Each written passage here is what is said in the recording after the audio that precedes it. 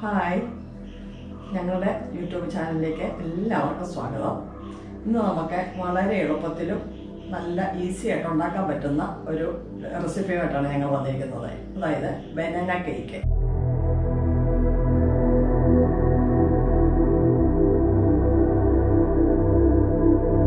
എല്ലാവർക്കും ഇഷ്ടപ്പെടുന്നതാണ്. നല്ല ടേസ്റ്റി ആയിട്ടുള്ള ഒരു കേക്കാണ്. നമുക്ക് അതിന് എന്തൊക്കെയാണ് വേണ്ടെന്നുള്ളത് നോക്കാം. സബ്സ്ക്രൈബ് ചെയ്യാത്തവർ സബ്സ്ക്രൈബ് ചെയ്യാൻ മറക്കരുത്. ആ ബെല്ലൈക്കോണും കൂടെ ഒന്ന് പ്രസ് ചെയ്തേക്കണം. ഇത് ഇഷ്ടപ്പെട്ടാൽ നിങ്ങൾ ലൈക്ക് ചെയ്യുക, കമന്റ് ചെയ്യുക.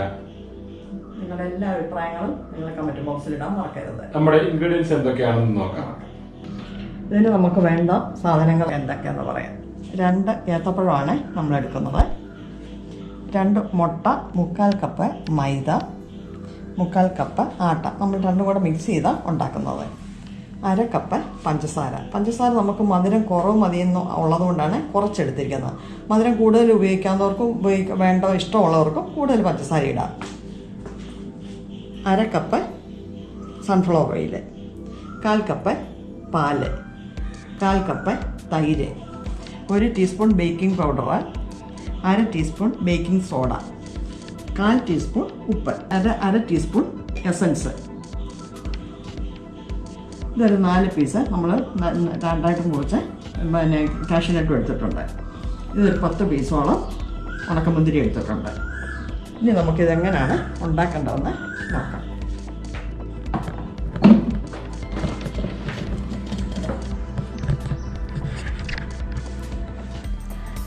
ആദ്യം നമുക്ക് പഞ്ചസാര ഒന്ന് ഇട്ടിട്ടൊന്ന് പൊടിച്ചിട്ട് ബാക്കി നമുക്കിടാം. പഞ്ചസാര ചിലപ്പോൾ പൊടിയാതെ കിടക്കും. പഞ്ചസാര നമ്മൾ പൊടിച്ചു. ഇനി നമുക്കതിനകത്തോട്ട് പഴം ഇടണം. പഴം ചെറുതായിട്ട് ഇതുപോലെ അരിഞ്ഞു വെച്ചിട്ടാണ് ഇടേണ്ടത്. പഴം, പിന്നെ നമ്മുടെ 2 മുട്ട എടുത്തു വെച്ചിരിക്കുന്നത്,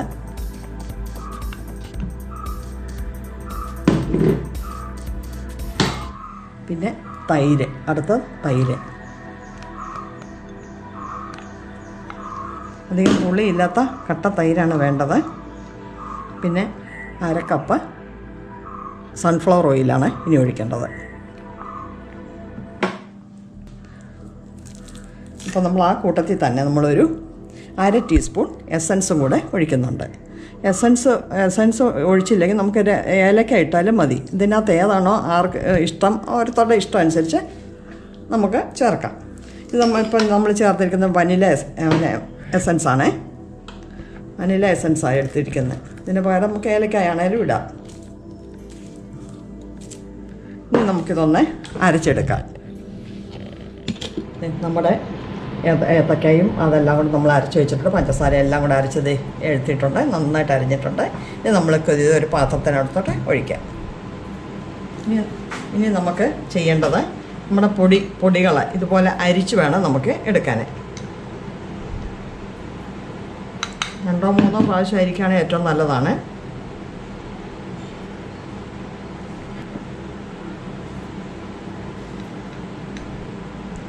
മൈദ ഇട്ടു, ആട്ട ഇട്ടു,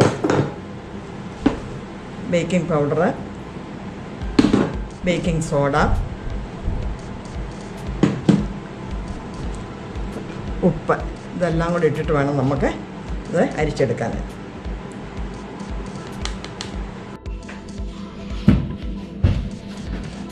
നമ്മുടെ ഈ മിക്സിങ് എല്ലാം കൂടെ നമ്മൾ ഇട്ടിട്ടുണ്ട്.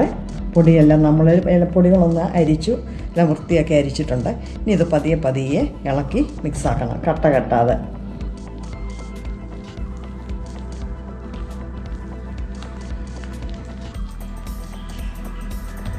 ഇത് കുറേശ്ശെ പാൽ കൂടെ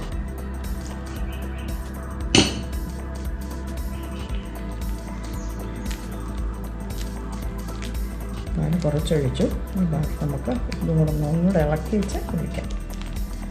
നമ്മുടെ ബാക്കി പാലും കൂടെ ഒഴിക്കാം.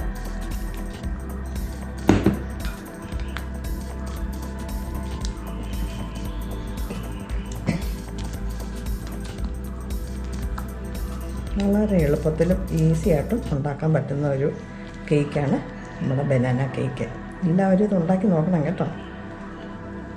വളരെ കുറച്ച് ഇൻഗ്രീഡിയൻസ് മതി, വളരെ സമയം കുറച്ച് മതി. മിക്സിങ് എല്ലാം റെഡി ആയിട്ടുണ്ട്. നമുക്കിനി ഇതൊരു പാനിൽ ഒഴിച്ചിട്ട് വേണം ശരിയാക്കാൻ.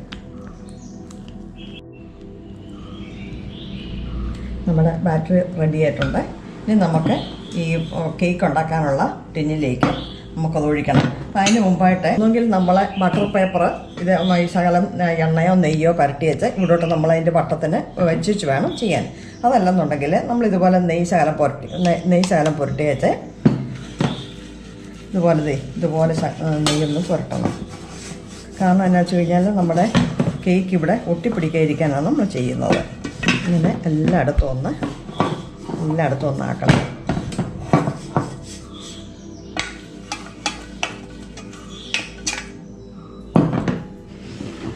എന്നിട്ട് സ്വല്പം മൈദയോ ആട്ടയോ ഇതുപോലൊന്ന് ശകലം ഒന്ന് വിതറി വെച്ച് ഒന്ന് കൊട്ടിയാൽ മതി. അപ്പോഴത്തേന് എന്നാ നമുക്കിവിടെ ഒട്ടിപ്പിടിക്കാതെ നമ്മുടെ കേക്കിന് കിട്ടും. ഇതുപോലെ ചെയ്താൽ മതി. ഇനി നമുക്ക് നമ്മുടെ ബാറ്റർ ഇതിനകത്തോട്ട് ഒഴിക്കാം.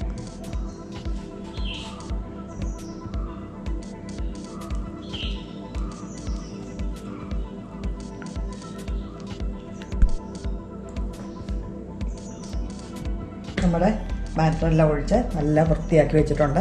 ഇനിയിപ്പോൾ നമുക്ക് ചെയ്യേണ്ടതെന്ന് വെച്ച് കഴിഞ്ഞാൽ ഇത് 2 പ്രാവശ്യം ഇങ്ങനെ ഒന്ന്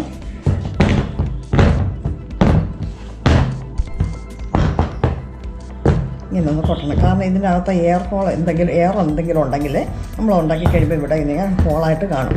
അങ്ങനെ വരാതിരിക്കാനാണ് നമ്മളിങ്ങനെ ഒരു 2-3 പ്രാവശ്യം ഇങ്ങനെ കൊട്ടുന്നത്. ഇനി നമുക്കിത് നമ്മുടെ കുക്കർ ചൂടാക്കി വെച്ചിട്ടുണ്ട്. ഒരു 5-10 മിനിറ്റ് നേരം നമ്മളത് കുക്കറെ ഫ്ലെയിമിൽ ചൂടാക്കി വെക്കണം. എന്നിട്ടാണ് നമ്മളിത് കേക്കിൻ്റെ ഈ പാത്രം എടുത്ത് വെക്കേണ്ടത്. നമ്മുടെ കുക്കർ ചൂടായിരിക്കുകയാണ്. ഇതിനകത്തോട്ട് ഇറക്കി വെക്കാം. നമ്മുടെ കേക്കിൻ്റെ മുകളിലായിട്ട് ഇത് നമ്മൾ ചില ഡ്രൈ ഫ്രൂട്ട്സൊക്കെ വെക്കുകയാണെങ്കിൽ ഒരു ടേസ്റ്റ് നല്ല ടേസ്റ്റ് വരും.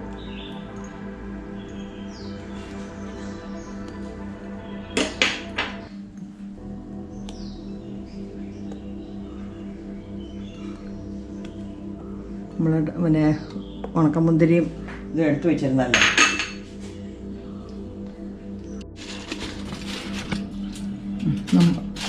ഇനി നമുക്ക് ഇത് അലുമിനിയം ഫോയിലും കൂടെ വെച്ച് മൂടി വെക്കാം, ആവിവെള്ളം വീഴാതിരിക്കാൻ.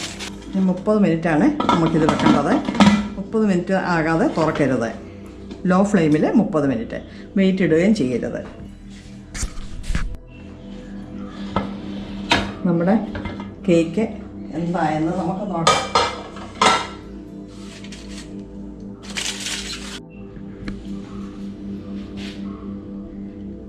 നമ്മുടെ കേക്ക് റെഡി ആയിട്ടുണ്ട്.